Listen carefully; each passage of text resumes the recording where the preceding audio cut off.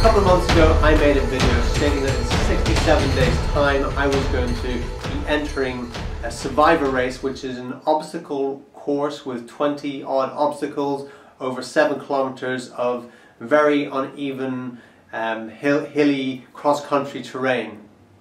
And I was going to start training for that. I haven't run in years and years and years, so I had to start running again. I've got a good foundation of strength in my body, but as far as cardiovascular fitness and running fitness and speed goes, I haven't really done a lot of it, to be honest, you know.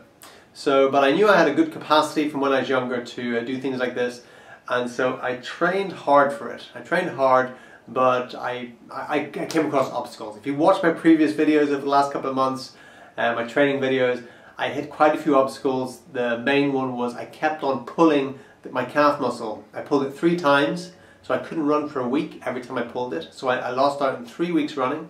So instead I did swimming in those 3 weeks.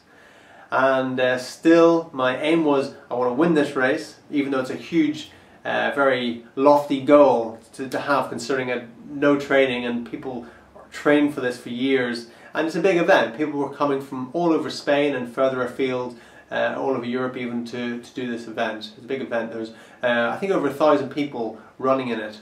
So I entered into the elite category. I wanted to, really compete against the top runners. So I entered in the elite category. We were the first to set off. So we set off. It was a blistering pace, absolutely blistering pace. I thought there's no way they can keep this up. There was girls running ahead of me, and of course there were girls that are faster runners than me.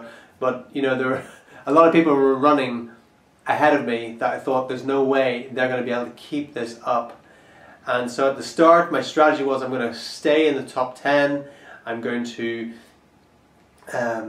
for the first halfway, because I didn't know how to pace it, so I said I'm going to stay in the top 10 for the first half of the race, and then I'm just going to start picking them off. Now that was my plan, my strategy, whatever, right? And so at the very start, at least 20 people ran ahead of me, way ahead of me, and I kept with about maybe the 20th person. Once we started hitting the obstacles, then I passed 10 people, like within about 500 meters. I passed about 10 people once we hit the obstacles, and then I stuck with the 10th person until we were halfway around, roughly halfway around my guesstimation, and then I said, okay, now I'm really going to start to push it. And I was hurting. I was hurting from the start. From the very start of the race, my lungs were at their capacity. My diaphragm was going hard. It was aching. It was burning. After halfway, my hamstrings started to really feel the burn on the hills.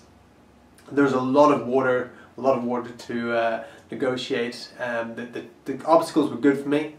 I aced all the obstacles. And I started picking them off. I picked off, I think, 3 people, and I got in, crossed the finish line in 7th place in the elite round.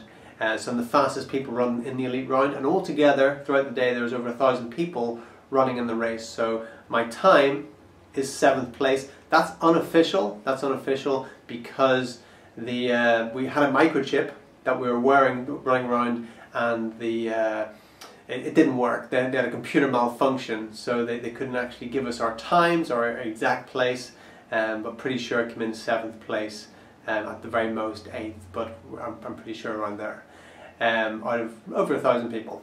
So pretty good, right? Pretty good after 39 years young, 2 months training, injuries, to go in and get 7th place in this elite race. So how did I do it? Well, like I said, raw vegan diet, focused mind. I just said to myself, I'm just gonna be there. I'm gonna be right up at the front. In the end, I couldn't get first place as hard as I tried. My legs, my lungs just wouldn't expand anymore. My legs wouldn't go any faster. What can you do? But I gave it my all to get that 7th place, and it was tough going. It was tough going. Do I carry on from this? Do I go on to do more races? Possibly the Spartan race could be a good focus, good goal. Spartan World Championships. That's a possibility. If in 2 months' time I can get myself to a level where I can get in the top 10 of a big race like that, what's a year training going to do? If I train for this for a year, running up and down mountains and things, I reckon I could be definitely a world level competitor for the World Championship Spartan. Well, whether I do that or not, I haven't fully decided yet, but I'm going to keep my training up and see as we go down the line. But thank you for following me and being with me on this journey, and I'll leave you with some bits of the race. Thanks.